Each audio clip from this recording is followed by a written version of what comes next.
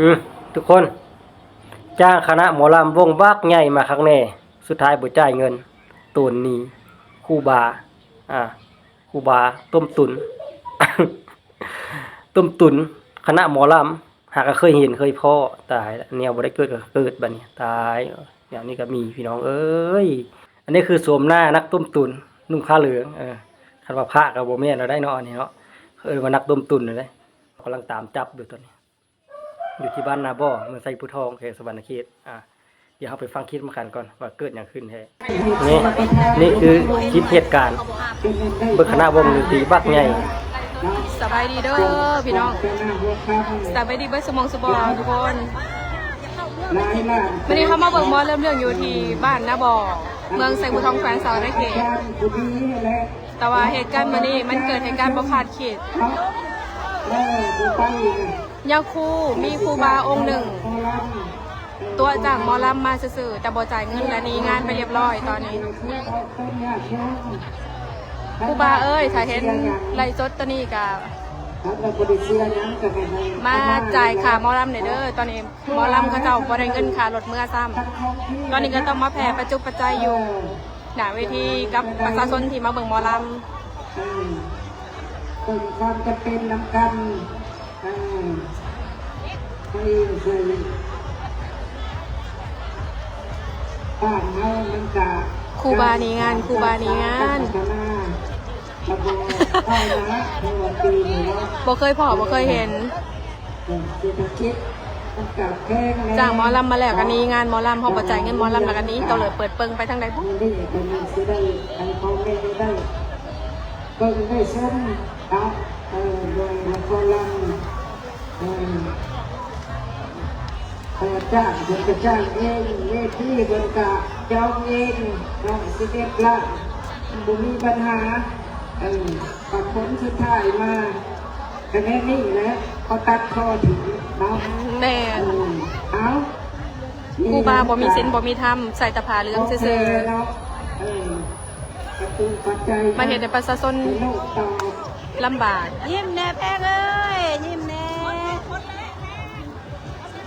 ก็เลยกาขอน้อมนมัสการเนาะท่านครูบาอาจารย์ผู้ที่ดีให้จิตใจที่บริสุทธิ์คนมาเบิ่งหมอลำน่ะหลายแต่ว่าแล้วประเทศมันเกิดเหตุการณ์ที่แบบว่าย่าคู่ที่จ้างนะนี่ก็เป็นอีกส่วนหนึ่งเนาะครับบ่ได้เบิ่งเบิดดอกอันนี้ก็คือครูบาและรับจ้างหมอลำมาเนาะแต่ก็ยังบ่ทันได้จ่ายเงินล่วงหน้าอย่างดอกเพราะว่าทางคณะวงเขาก็เชื่อแล้วเนาะครูบาเนาะเป็นผู้ที่มีอิทธิพลผู้ที่ใหญ่สูงนะผู้หาเขาเรียกว่าเป็นทุยหูจักทางเจ้าเมืองเจ้าเขงว่าซั่นจ้ะเนาะทางคณะหมอลำก็เลยมาจัดคณะหมอลำอยู่ในที่วัดลงมาข้างแน่เนาะหลังจากนั้นก็ได้ติดต่อหาครูบาครูบาเขาได้ปิดหายไปเลยเนาะติดโทรศัพท์ไปเลยบ่มารับผิดชอบจ่ายค่า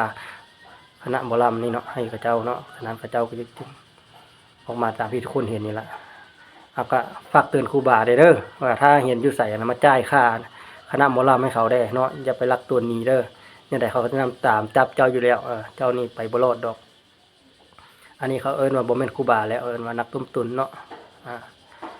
การที่เจ้าสร้างคณะหมอลำมาแบบนี้เนาะบ่แม่นวงน้อยๆนะวงบักใหญ่เลยคนมาเบิ่งบักหลายๆบ่หมดบ้านหมดเมืองมาเบิ่งหมอลำนะ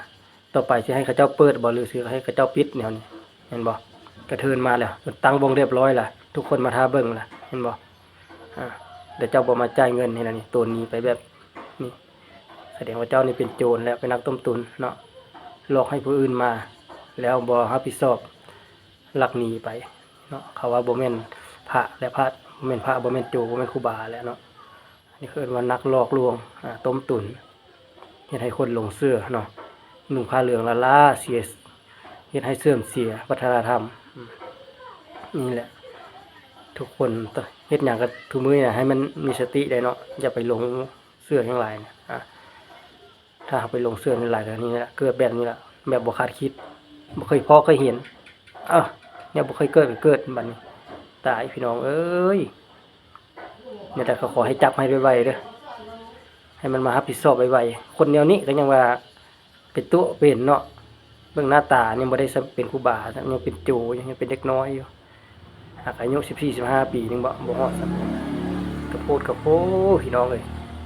มันบ่แม่นเป็นตาเอาละอันนี้นะมันเสื่อมเสียไปเบิดละนุ่งผ้าเหลืองละนี่แหละวัฒนธรรมของมื้อนี้นะ